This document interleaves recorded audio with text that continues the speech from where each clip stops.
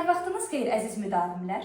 Mən Melizm Akademinin musiqi məktəblərinə işə qəbul və attestasiya üzrə təlimçi müəllimi Nazlı Allahverdiyeva. Bugün sizinlə attestasiya imtahanında ən çox verilən suallardan biri olan dominant septakord mövzusuna yaxından nəzər salacağıq. Öncəliklə onu qeyd edeyim ki, dominant septakord orta əsrlərdən indiki dövrümüzə qədər ən çox istifadə olunan akordlardan biri olub. Orta əsrlərdə, yəni erkən dövrlərdə əslində dominant septakord bir qədər dissonans akord hesab olunduğu üçün çox müraciət olunmayıb. Orada daha çox kvinta və oktava intervallarından daha çox istifadə olunub. Çünki dissonansı istifadə etməyi həmin dövrlərdə düzgün hesab etmirdilər. Daha çox xalis intervalların istifadəsinə önəm verirdilər. Lakin daha sonra barokko dövründə dominant septakordun istifadəsi yarandı. Bu da oberton kökünə dayanırdı ki, birazdan sizə buna izah edəcəm. Və dominant septakordun istifadəsi içərisindəki üç tonlu interval səbəbindən gərginlik yaradırdı. Klassik dövrdə isə dominant septakord artıq kadansın ayrılmaz bir hissəsinə çevrilmişdi. Yəni Haydn, Mozart, Beethoven bu kimi bəstəkarlar mütləq kadansda dominant septakord tonika ikilisindən olduqca geniş surətdə istifadə edirdilər. Romantik dövrdə isə artıq dominant septakorddan sonra nəinki tonika, həmçinin 6-cı pillə üç səsinin də istifadəsinə geniş yer verildi. İndi isə gəlin dominant septakordun yaranma səbəbinə nəzər salaq. Bildiyimiz kimi oberton hər bir səsi müşayiət edən əlavə səs hissəcikləri deməkdir oberton. Və obertonları yan-yana düzsək, do, ilk oktavdan mən burada ixtisar edirəm, yerləşsin deyə, do və do gəlir sonra. Ondan sonra sol, daha sonra yenidən do, fa, si bemol bu şəkildə gedir. Və bunların hər birini yan-yana düzsək görərik ki, bizim bu akordumuz yaranır.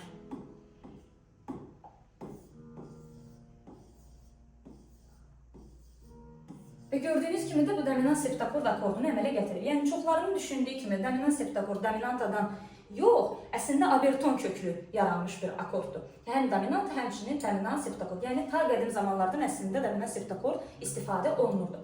Onu da nəzərinizə çatdırım ki, dominant septakordu yaratmaq üçün böyük tersiya, kiçik tersiya və kiçik tersiya intervallarını ard-arda düzməyimiz kifayətdir. Ümumiyyətlə septakordlar arasında ən çox istifadə olunan septakord dominant septakorddur, çünki çox rahatdır istifadəsidir. Həmçinin dominantanın üzərinə, dominant üç səsinin, yəni major üç səsinin üzərinə kiçik tersiya intervalı əlavə etməyimiz kifayət edir. İndi isə çox qısa bunların həllinə nəzər salaq.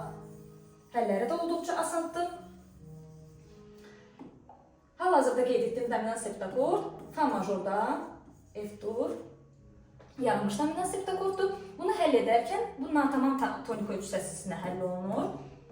Səbəbini indi izah edəcəm. Natamam edərkən biz burada kvinta səsini, yəni 5-i qeyd etmirik. Çünki natamamda kvinta səsi yer almır. Si bemol səsi la-ya, yəni burada 4-cü pillə 3-cü pilləyə hərəkət edir həll olarkən.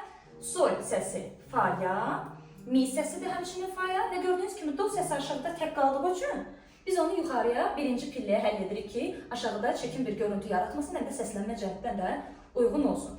Dominant septakordun 3 dönməsi var. Ümumiyyətlə, bütün septakordların 3 dönməsi mövcuddur. Septakorddan əlavə kvint sekstakord, yəni 6-5 qeyd olunur, terts kvartakord 4-3 qeyd olunur və sekundakord 2 ilə qeyd olunur. Gəlin digər dönmələrə nəzər salaq. Digər dönmələri yazmaq üçün akordun, gəlin bunları da qeyd edim, prima, tertsiya, kvinta və septima səsləri var.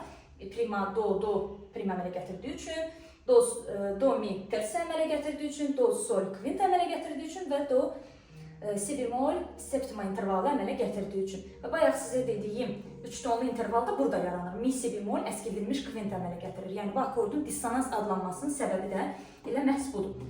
Akordun prima səsini bir oktava yuxarı apardıqda biz artıq əmələ gətiririk dominant kvint sekstakord, yəni birinci dönməni.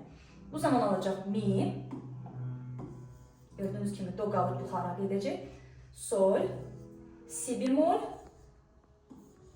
və do da bir oktava yuxarı hərəkət edir, buranı əmələ gətirəcək və biz dominant kvint sekstakord adlandıracağıq bu akordu. Nəyə görə? Gördüyünüz kimi bu hissə kvinta əmələ gətirir, mi ilə do isə seksta intervalını əmələ gətirdiyi üçün kvinta və seksta adından kvint sekstakord yarada bilirik. Bu zaman həll olunan akord görək nəyə əmələ gətirir. Do yerində qalır, çünki kvinta səsidir və sabit pillədir.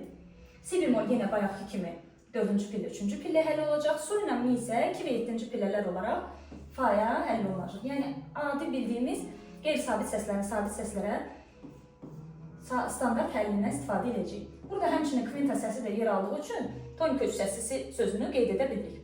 Və nəhayət keçək digər dönməyə. Buranı artıq silirəm. Dominant terts kvart akord. Dominant terts kvart akordda da digər akordda olduğumuz kimi mi'ni bir oktavı yuxarı aparacaq. Yəni akordun artıq bu terts səsidir. Bir oktavı yuxarı gedəcək və bu akorda alınacaq. Sol, si bemol, do, mi. Dominant terts kvart akord adlanmasının səbəbi odur ki, bu hissədə tertse var gördüyünüz kimi, bu hissədə də tertse var, burada kvarta var, burada da kvarta əmələ gətirir. Yəni kvarta, kvarta, tertse, tertse intervalları yarandığı üçün biz artıq bu akordu adlandırırıq terts kvart akord. Və həllinə nəzər salanda görəcəyik ki, ümumiyyətlə bütün terts kvart akordlara aiddir bu, birbaşa tonikaya həll olunan. Amma burada da göstərim sizə. Terts kvart akordu geniş tonika üç səslisi yaranır. Geniş tonika üç səslisi nə deməkdir? Yəni akordun priması, tonikanın priması yuxarıda, bir oktava yuxarıda təkrar olunursa buna geniş üç səsli deyilir. Yəni belə həll olacaq. Sol gedəcək fa'ya, ikinci pillə, birinci pilləyə gedəcək. Si bemol, la'ya, 4-3-ə həll olacaq. Do 5-ci pillədə yerində qalacaq kvinta səsi. Daha doğrusu kvin burada 5-ci pillə əmələ gətirdiyinə görə və yuxarıdakı mi səsi də fa'ya həll olunacaq. Gördüyünüz kimi prima səsi yuxarıda bir də təkrar olduğu üçün biz buna geniş tonika üç səslisi deyirik. Və nəhayət sonuncu dönməmiz olan dominant sekund akordu yazaq. Sonda bunların pillələrini də qeyd edəcəm həmçinin.